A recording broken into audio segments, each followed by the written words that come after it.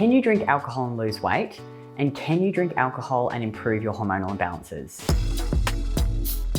So a lot of the women that we work with suffer from painful and irregular periods, heavy bleeding, cramps, PMS, perimenopausal symptoms, and menopausal symptoms. And I often get asked this question, probably about twice a week. For those of you who don't know me, I used to be a binge drinker and a heavy drinker. I'd drink every night and then go out and binge drink on the weekends. I also used to suffer from painful and irregular periods, heavy bleeding, cramping, and PMS. I still enjoy a few cocktails from time to time, and I love a glass of champagne, but I don't drink anywhere near what I used to. And if I'm really honest, I love booze, but I love feeling good, sleeping well, having great energy, and hitting my training numbers even more. Many of the women who join our program find it really hard when I suggest that they cut out or limit booze for a period of time. They'll give me every excuse as to why they need to keep drinking. I always say to them, look, I'm not your mother. I want you to think of me more like your accountant. So I'm going to give you the facts, and then you need to make the decision on whether or not you want to drink. I say to them, let's track everything and then look at the data. Are you moving closer to your goals? And are you doing it in a time frame that's acceptable to you? Because what happens 98% of the time is they say, Kitty, I really want to keep drinking and I'm being consistent 80 to 90% of the time with my nutrition, but I'm not getting the results I want, or it's not happening quick enough. Women tell me that they want balance, but you have to earn balance. And it's been unbalanced that has got you to the point where you are today. And when I talk about being consistent, it's not about starving yourself or cutting out carbs or training every day. It's planning and prepping your food, hitting your macro targets, not skipping meals, cutting out or limiting the booze, prioritizing sleep, getting your steps in, and showing up to training and committing to becoming a better lifter. It's making those micro decisions every single day that confirm your new identity.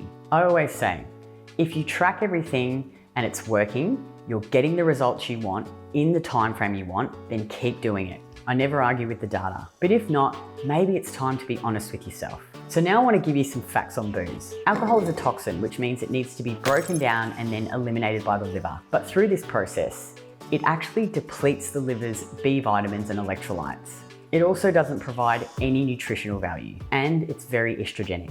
It actually impairs your liver's ability to detoxify estrogen. Beer and wine are two drinks that actually increase your estrogen levels over the next 12 to 24 hours. So if you feel off for a few days after drinking, this could be part of the reason. And if you're having a few drinks every day or two, you're consistently increasing your estrogen levels and creating ongoing hormonal imbalances. On top of this, wine is also higher in histamine. If you have problems with histamine, this could be why you feel terrible after drinking wine. If there's any benefit, some hard liquors have antibacterial effects. Yet this doesn't really counteract the impact that drinking too much has on your liver and digestive tract. Plus, alcohol can make it difficult for blood sugar control, since the liver starts to plow through energy to have enough sugar to process the toxin. I'm going to pop a few links in the notes below. These studies show the effects of moderate alcohol consumption on female hormone levels and the reproductive system. So can you enjoy alcohol and still lose weight? Weight loss requires a calorie deficit. So yes, you can drink alcohol as long as you remain in a calorie deficit. However, I've consumed alcohol while in a fat loss phase, and trust me, it makes it much harder. Because one, you have to cut out food to fit the alcohol in, which means you're even more hungry. And then two, it will affect your sleep, which means you'll be hungrier the next day, and it makes it even harder to stick to your nutrition plan. And how many times have you had a few drinks and then wanted to dive headfirst into a packet of biscuits or a large pizza? I think you also have to be super honest with yourself and ask yourself, why am I drinking? Are you doing it to cope with stress? Do you feel like you need to have it to have fun? Or are you drinking to suppress emotions? What's the worst that could happen if you gave it a break for a period of time and then see how you feel? If you have fat loss goals, hormonal imbalances, or other health issues that you're trying to improve, I think it makes sense to either drastically reduce your alcohol intake or cut it out for a period of time, because this is going to speed up the healing process and the fat loss process. Now, if you still want to drink, here are some tips. I always make sure I eat before I drink, so never drink on an empty stomach. I also like to drink water or sparkling mineral water in between alcoholic drinks. When I get home, I like to have some orange juice with coconut water and salt.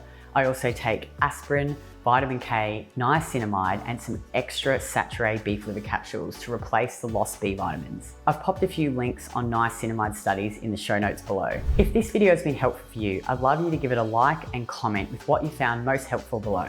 And don't forget to subscribe because I have new videos coming out every single week. You can also head to my website, www.newstrength.com.au, and subscribe to my mailing list. I'll send you my 5 simple steps to getting started. This guide includes 5 super simple things that you can implement today to support your hormonal and body goals.